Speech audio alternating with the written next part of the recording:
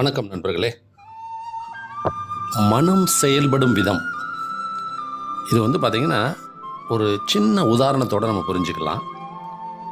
கவர்மெண்ட்டில் பார்த்திங்கன்னா ஒவ்வொரு சேனலுக்கும் ஒரு ஃப்ரீக்குவன்சி அதிர்வெண் பார்த்திங்கன்னா கொடுத்துருக்காங்க. ஒன்று ஒவ்வொரு தொலைக்காட்சி நிறுவனம் பார்த்திங்கன்னா அவங்களுடைய ஆண்டனாலிருந்து மின்காந்த அலைகளை அந்த அதிர்வெண்ணில் அனுப்புகிறாங்க.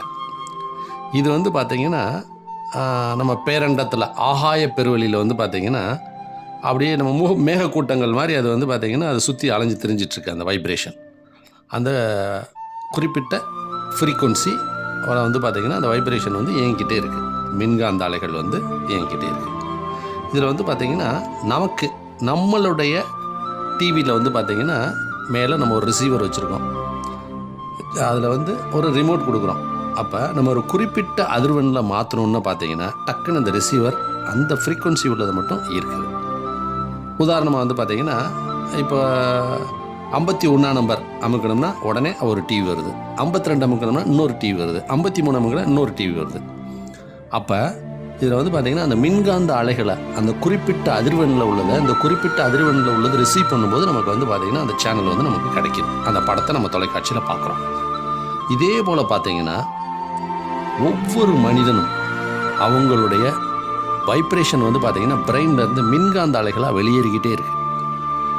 அதாவது ஒருத்தருடைய எண்ணம் பார்த்திங்கன்னா சிந்தனையாக மாறி அது தொடர்ந்து உணர்வு கலக்கப்படும் போது அது பார்த்திங்கன்னா ஒரு வைப்ரேட் ஆகுது, அதிர்வாகுது.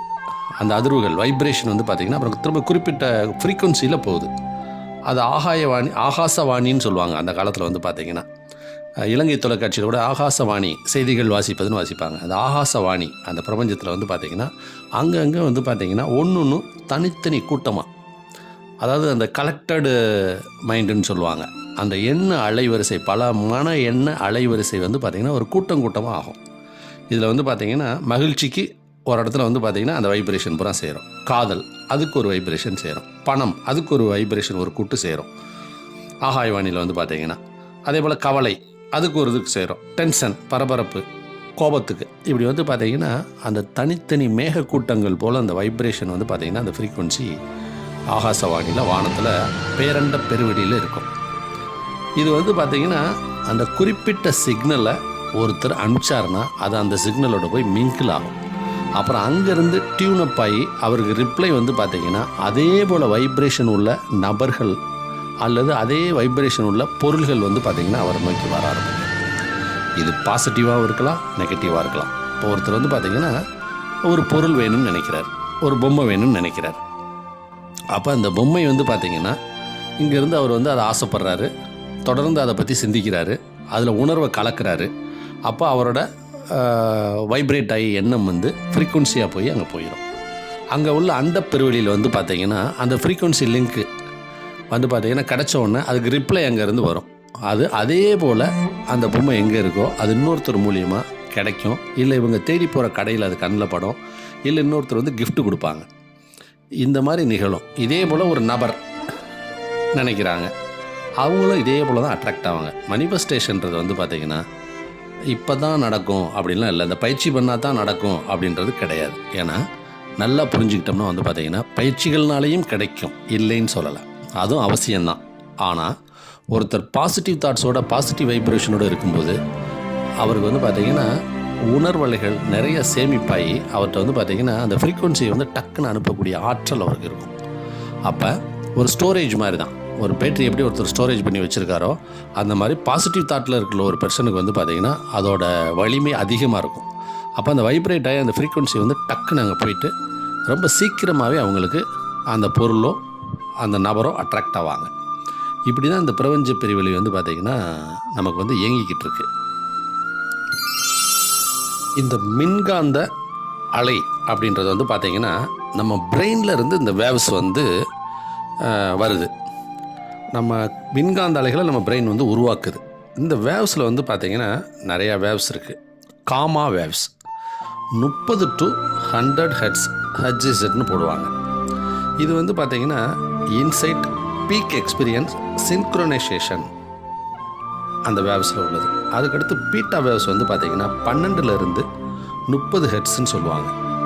இது வந்து பார்த்திங்கன்னா ஒரு அலர்ட்னஸ், நல்ல ஒரு கான்சன்ட்ரேஷன், திங்கிங். பெரும்பாலும் வந்து பார்த்திங்கன்னா இப்போ ஒர்க் பண்ணிக்கிட்டு இருக்கும்போது எல்லோரும் இந்த பீட்டா வேவ்ஸில் தான் எல்லாருமே நார்மலாக இருப்பாங்க. இந்த ஆல்பா வேவ்ஸ் அப்படின்றது வந்து பார்த்திங்கன்னா 8 to 12 ஹெர்ட்ஸ். இது வந்து ஒரு மெடிடேஷன் பண்ணும்போது, ஒரு க்ரியேட்டிவிட்டியாக இருக்கும்போது, ரிலாக்ஸேஷனாக இருக்கும்போது வந்து பார்த்திங்கன்னா இந்த வேவ்ஸ் தான் உங்கள் பிரெயின்லேருந்து வெளியாகிட்டு இருக்கும். அதுக்கடுத்து தீட்டா வேவ்ஸ் 4 to 8 ஹெர்ட்ஸ் இருக்கும். இதுதான் விஷுவலைசேஷனுக்கு, ஒரு ட்ரான்ஸ் ட்ரீமிங்க்கு வந்து ஹெல்ப் பண்ணுறது வந்து பார்த்திங்கன்னா இதுதான். அடுத்து வந்து டெல்டா வேவ்ஸ், அது வந்து 0.5லேருந்து 4 ஹெர்ட்ஸ் வரைக்கும் உள்ளது. அதுதான் டீப் ஸ்லீப்பு, ட்ரான்சென்டன்ஸ், ரீஸ்டோரேஷன். இதெல்லாம் வந்து பார்த்திங்கன்னா அதுதான். இதுக்கு கீழே போயிட்டால் வந்து பார்த்திங்கன்னா அது கோமான்னு சொல்லிடுவாங்க. அதுக்கடுத்து டெத்துன்றது வந்து வந்துடும் பிரெயினோடது. அப்போ வந்து பார்த்திங்கன்னா ஹெச் செட் அப்படின்றது வந்து பார்த்திங்கன்னா ஹெட்ஸ் அப்படின்றது வந்து என்ன அப்படின்னா வந்து பார்த்திங்கன்னா சிபிஎஸ்ன்னு சொல்லுவாங்க. சைக்கிள் பெர் செகண்ட், அதான் சிபிஎஸ்ன்னு சொல்கிறது. அது அந்த ஒரு சுழற்சியை வந்து பார்த்திங்கன்னா ஒரு ஹெட்ஸ்ன்னு சொல்லுவோம். இதில் ரொம்ப கவனிக்க வேண்டியது என்ன அப்படின்னா வந்து பார்த்திங்கன்னா இந்த ஆல்பா வேவ்ஸ், தீட்டா வேவ்ஸ் இதுதான் நம்ம மைண்ட் சயின்ஸில் உள்ளவங்களுக்கு, லா ஆஃப் அட்ராக்ஷனில் உள்ளவங்களுக்கு ரொம்ப ரொம்ப இம்பார்ட்டண்ட். இந்த ஆல்பா வேவ்ஸ் வர்ற மாதிரி நம்ம பிரெயினை எப்படி ஆக்டிவேட் பண்ணுறது, அதுக்கு என்ன செய்யணும், இந்த தீட்டா வேவ்ஸுக்கு வர்ற லெவலுக்கு நம்ம பிரெயினுக்கு வந்து வர்றதுக்கு நம்ம என்ன பண்ணணும் அப்படின்றதுக்கு சரியான விஷயங்களை நீங்கள் தெரிஞ்சுட்டு சரியான குருநாதர்கள் உதவியோடு பண்ணும்போது